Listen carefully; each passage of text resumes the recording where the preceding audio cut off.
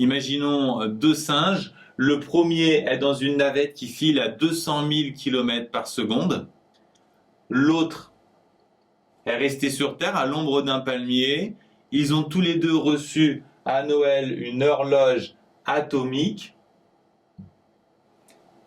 Et on va s'intéresser à la durée d'une chanson écoutée par le singe qui est situé dans la navette.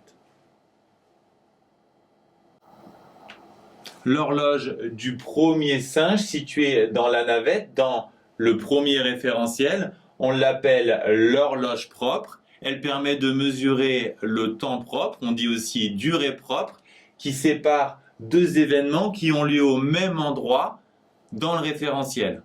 Le début de la chanson a lieu dans la navette, la fin aussi. Ils ont donc bien lieu au même endroit dans le référentiel. L'autre horloge, celle du singe resté sur Terre, donne ce qu'on appelle le temps mesuré. Et ce que nous apprennent les transformations de Lorentz, c'est que la durée de la chanson pour le singe resté sur Terre n'est pas la même que la durée de la chanson pour le singe dans la navette. Le coefficient gamma, qui s'appelle coefficient de dilatation des durées, est toujours strictement supérieur à 1, ce qui signifie que le temps mesuré est toujours plus grand que le temps propre. Ce coefficient dépend de V, la vitesse, et de C, la célérité de la lumière. Dans notre exemple, la vitesse, c'est la vitesse du vaisseau. Si on suppose que notre singe cosmonaute danse pendant les 4 minutes de la chanson, en calculant le coefficient gamma qui ici vaut 1,34, on va trouver la durée propre qui vaut 1,34 fois 240, soit 322 secondes. Donc l'autre singe aura l'impression qu'il danse pendant 5 minutes 22. Maintenant, si on suppose que c'est le singe resté sur Terre qui écoute la chanson, pour lui, elle va durer 4 minutes, mais pour l'autre singe, il aura l'impression que le singe resté sur Terre s'éloigne à 200 000 km par seconde, et cette fois, c'est pour lui qu'elle durera 5 minutes 22. Autrement dit, les formules de Lorentz sont symétriques. Conséquence, l'interprétation classique des films de science-fiction qui veut que plus on va vite, plus le temps s'écoule lentement est complètement fausse. Les transformations de Lorentz nous parlent de différences de point de vue pour des observateurs situés dans des référentiels différents. La démonstration de la transformation de Lorentz est à la limite du programme. Sa difficulté, c'est qu'on n'a plus de temps absolu.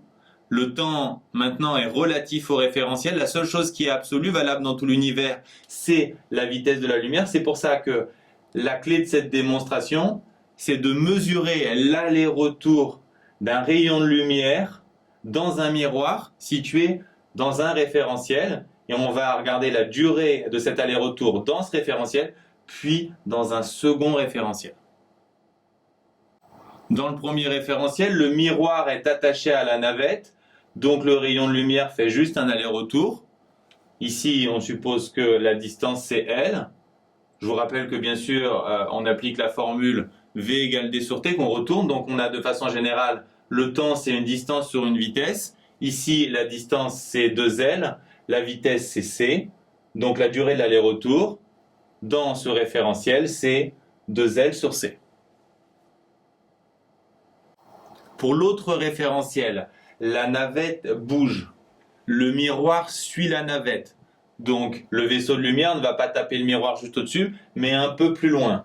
Si on suppose qu'ici le temps est égal à 0 et que le rayon fait l'aller-retour pour un temps t', le rayon va frapper le miroir à mi-parcours, à t' sur 2, et le rayon aura parcouru une distance égale à 2d' ici, et donc le temps mesuré par ce référentiel, si on applique notre formule distance sur vitesse, la distance c'est 2d' sur la vitesse c. Pour trouver d', on va appliquer Pythagore.